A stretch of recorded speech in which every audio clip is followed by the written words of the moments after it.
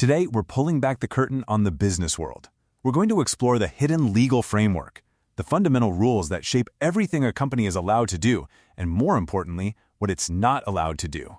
So, you've got to wonder, right? A company isn't a person. It doesn't have a conscience. So what's to stop it from going completely off the rails? Well, it turns out there's this invisible set of rules, kind of like an operating system, that keeps everything in check, and we're about to decode it. We're going to tackle this in 4 parts. First, we'll figure out what a company even is in the eyes of the law.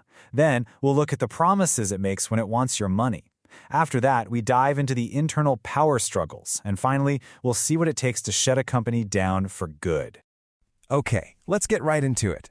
To understand a company's limits, you first have to understand its legal DNA. What is it at its very core? You see, every single company starts its life with a key document, the Memorandum of Association. The easiest way to think about this is like its constitution, and buried inside is something called the Objects Clause. This clause spells out in black and white the exact purpose of the company. And let me be clear, this isn't just a mission statement, it's a hard-coded limit on its power. So what happens if a company gets adventurous and steps outside that purpose? Well, the law has a very cool Latin phrase for that, ultra vires. It literally means beyond the powers, and any act that's ultra vires is just void, gone. It's like it never even happened in the first place. And check out how specific this gets. There was this company whose whole purpose was to make and sell railway carriages. Simple enough. But then they went and signed a deal to finance building an entire railway line. The court took one look and said, nope, making the parts is not the same as building the whole thing. The contract was beyond their powers, ultra vires, and totally void. This one really shows you how deep this rule goes. A company was set up to protect cyclists, a noble cause. Later on, they thought, hey, why don't we protect motorists too? The court actually blocked them. It said that this would fundamentally change the company's entire reason for being, especially since one of its original goals was to protect cyclists from motorists. So yeah, even good intentions can be ultra-virus.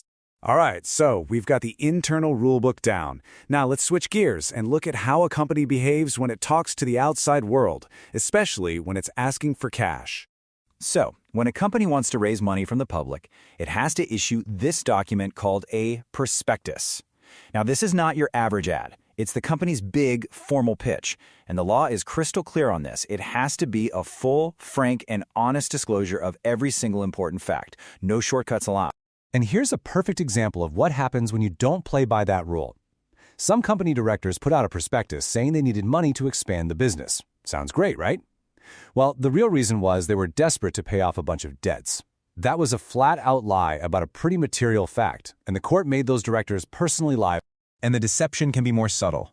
Another company listed its assets not at their actual current value, but at their estimated replacement cost. Now that might sound reasonable, but the court said it was misleading because it painted a much rosier picture of the company's financial health than was actually true. That prospectus? Invalid. Now, for a long time, the legal standard for fraud came from this old case, Derry versus Peek. Back then, to be found liable for fraud, you basically had to know you were lying, or just not care one way or the other.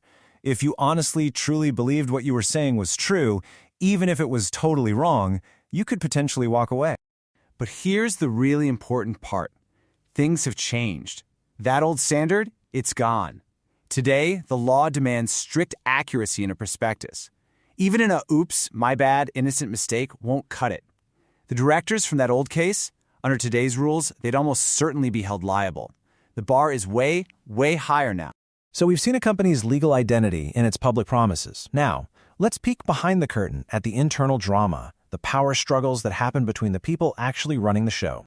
Generally speaking, companies are supposed to be democratic. Whatever the majority of shareholders want, goes. It's a simple idea called majority rule. But, and this is a huge but, that power isn't unlimited. The law has built-in protections for the little guy, the minority shareholder. This is a classic case of that. You've got Company A, where the majority of shareholders are also shareholders in a rival, Company B. So when Company A sues Company B, this conflicted majority swoops in and passes a vote to settle the case on terms that are fantastic for Company B and terrible for Company A. The court saw right through it, called it a fraud on the minority, and threw out the vote. And it's not just about the votes, it's about the process.